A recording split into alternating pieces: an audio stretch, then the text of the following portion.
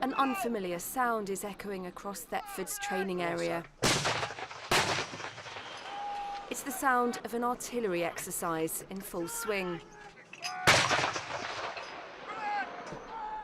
In recent years, this land has been dedicated to training troops for Afghanistan, but now the guns are back. This is the first time these 105 light guns, or any guns for that matter, have fired on this training area for more than a decade.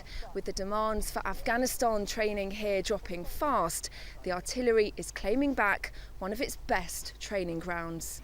So what makes STANTA such a good training ground? It's big enough for our guns to fire. It provides the variety of countryside for them to put gun lines in different places. The ground is basically fairly hard. It's well drained, so they don't get bogged in, they don't mess the countryside up. And we have a great variety of environments in which they can fire their guns from. This exercise isn't just about firing guns. 10 kilometres away from the gun line, the fire support teams occupy a series of carefully concealed observation posts known as OPs. We've got a subsurface OP.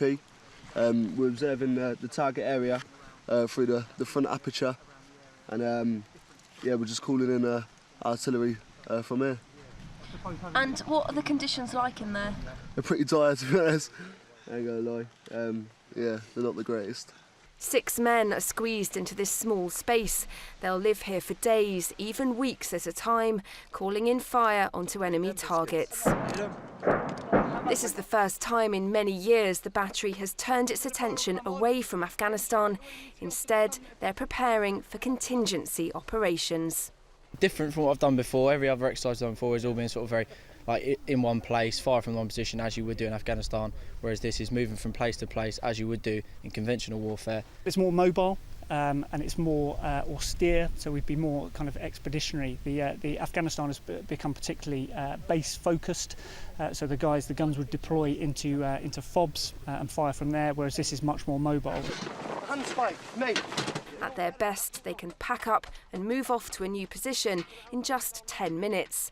Next year, the battery will become part of the Airborne Task Force, ready to move at short notice to spearhead contingency operations anywhere in the world.